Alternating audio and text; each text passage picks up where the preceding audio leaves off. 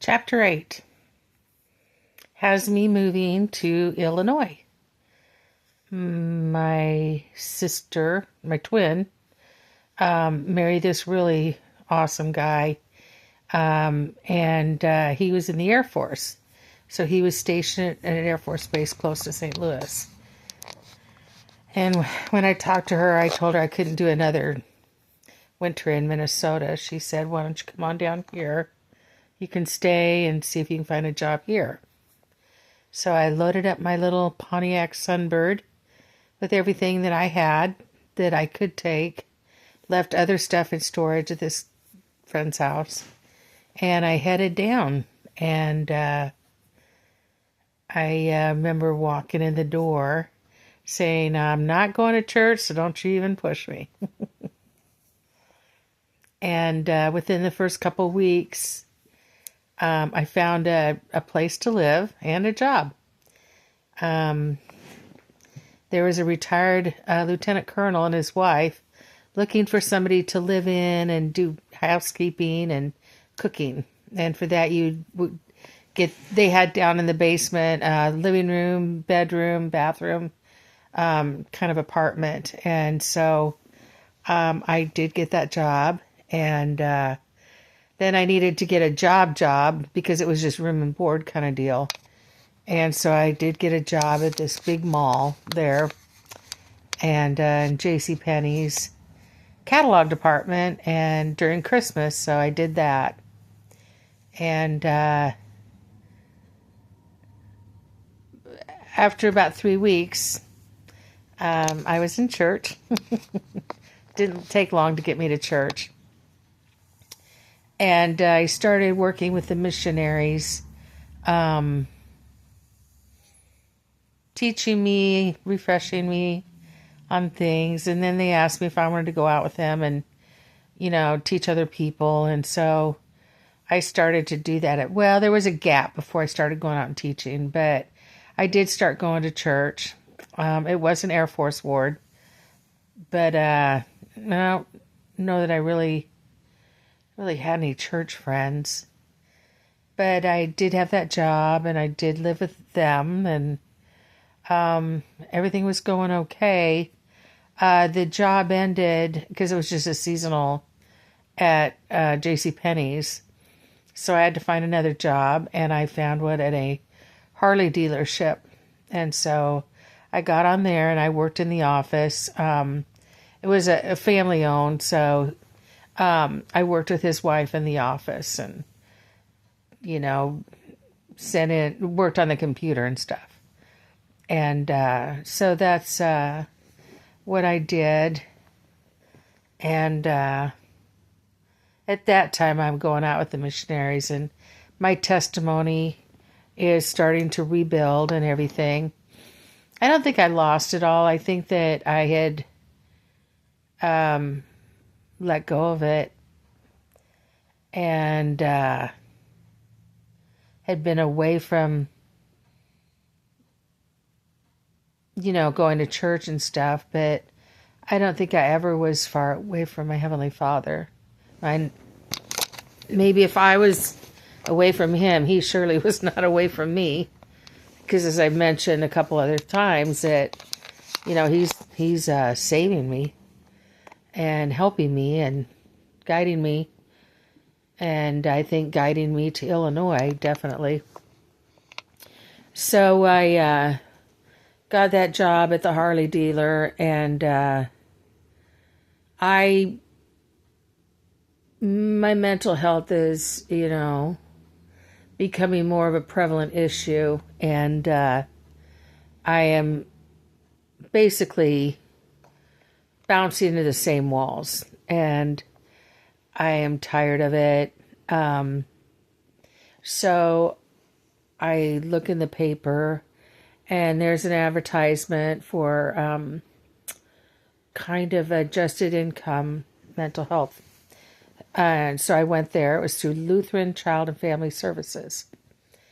And I met with the man. He was actually the psychologist, but he was also a retired Lutheran minister.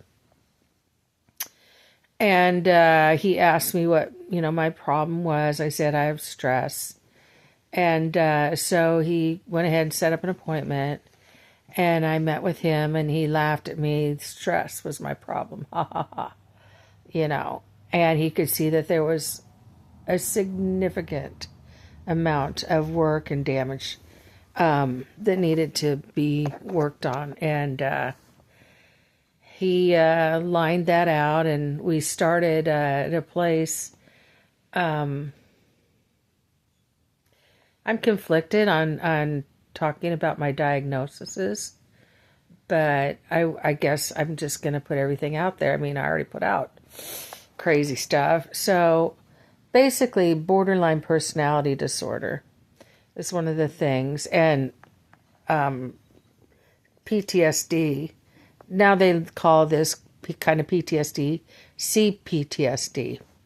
The difference is with PTSD, there's a traumatic event, and then you either naturally process it or you can have assistance in processing it. CPTSD is that you're having this traumatic event over and over and over and over and over and over and over again. So the aggregate never goes away. And so you're continually in this heightened state of trauma for years, and it has an incredibly devastating effect. So these are two of mine, along with OCD, obsessive compulsive disorder. So those are my diagnoses. The work he wanted to do with me was to create a me, because I knew who I was. I didn't have split personality disorder, but I would kind of create who I thought you wanted me to be, and that's who I was with you. And then if it was somebody else, I would have a me for that person, or me for this situation, or me for that situation. It was all to hide me and to keep me safe. And so what our whole thing that he wants to do is to pull me out and let me be in the world as myself. So that's what we worked on for the next 9 months. I remember my parents visited about halfway through, and I'd seen him before. He wished me well, and, you got this, you can do it. And then the next time I saw him, he's like, what in the hell happened, Because I was just shredded. I was in pieces. I was all over the floor. And he's like, what happened? I said, well, I saw my parents, And so he had to put the jigsaw puzzle back together. We did. It was crazy that big of an effect, But we did come up with who I was, and it was really a matter of, finding out who I was, and there was so much self-loathing that, to own up to the good parts of me was really hard. But, we did it, and there was always this big wall and everything, and it was about taking down the wall and, what's behind the wall and all this. And so I remember the sun, he had these blinds, and the sun had made this dusty glow in the room, and we're now here and we're taking down the wall, and I'm terrified about what's behind it. I'm thinking this ferocious dragon, and find out that what's behind the wall is not a dragon at all, but it's the discarded little girl, me. And my heart was filled with love and compassion for her. So we did amazing work. I mean, incredibly foundational work. And by the time we were done, it was time for me to move on. And therapy, I have found, works in stages. So that's what we had done for that stage. And it was monumental. I left the Harley Davidson and got a job at the newspaper. And it was a sales, like call in sales thing. Made a mint, made a lot of money. And then went and worked for another newspaper. I had met this girl at church and lady at church, and we decided to get an apartment together, so we did. And I've got this job at this newspaper up there, and we had some really interesting thing happen there. It actually made the AP, but the mayor covertly tried to buy the newspaper to shut it down because she wasn't getting the flattering adoration that she felt like she deserved. So she sneakily went around through this law firm to try to buy it, and then she was going to shut it down. But our top investigative reporters found out what was going on. We had this editor that was so amazing. She had one arm, and she was very glamorous, smart woman, driven woman on it. Anyway, she had her reporters out there, and they found the trail and all that. Were able to get back in time with the proof and everything. And they were going to sell, the owners of the paper were going to sell to this lawyer, and she got them to hold off till she got this stuff in, and she got it in the nick of time, was able to prove what this woman was trying to do, and so they did not sell. And so it became breaking news, hit the St. Louis papers, and then it went nationwide. So that was really interesting to watch a newspaper just really work, like that. That was really cool. Of course, I worked in classified ads. I didn't have a hotshot job, but and proofreading and stuff like that. But that was really cool.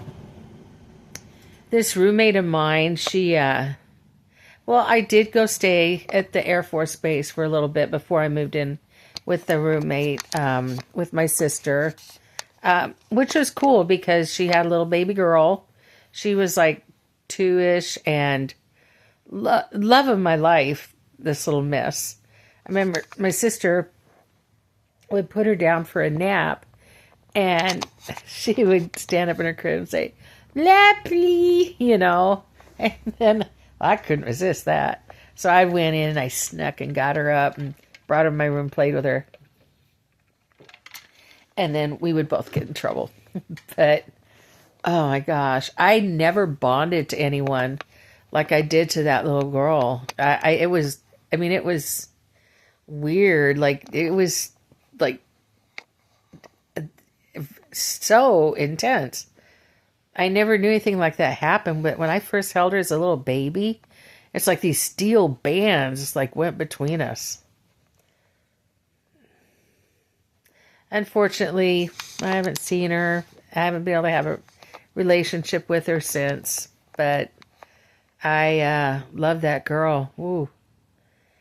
And so yeah, I lived on base for a while. That was kind of cool. It's like living in America in the 1960s, 50s. It's just real straight-laced families. Nice place to be. Old America. And then I got an apartment with this friend, and that was good. I think we lived there 2 or 3 months. And then she decided, and I'm working at the newspaper, she decides she wants to come down to Southern Illinois, where she's from. And financially, I can't make it up there, on my income. I mean, I think I was making minimum wage, to be honest with you. And I just could not live up there. I couldn't afford to live up there.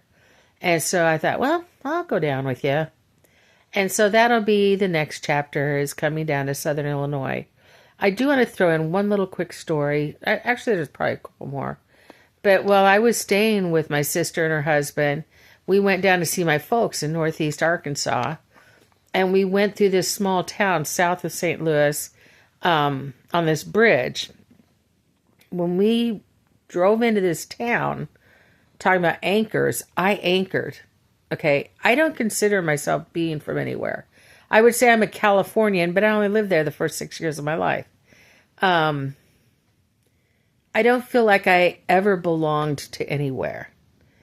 And with all this stepsister, he's not your dad and he's not your mom and she's not your dad and all this shit. You know, I didn't feel like I really was anchored to anything.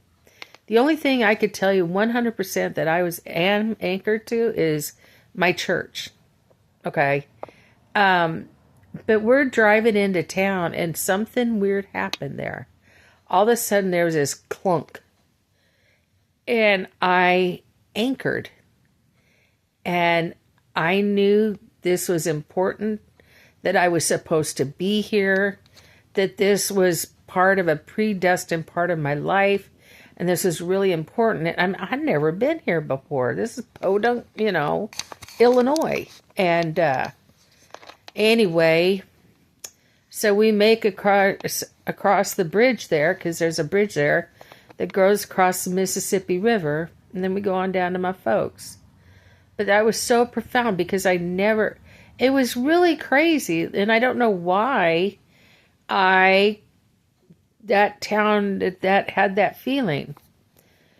Now it'll be 35 years later that I think that answer comes. But it was profound. I did enjoy St. Louis. I did enjoy, being up there. I really did. I wish I could financially have made it up there. I was bummed to leave that area, but I'll go on in the next chapter about that. I think we're on 8. We're on 8 now, so that'll be chapter 9. This is a short one. Thanks for listening. Love you. Bye.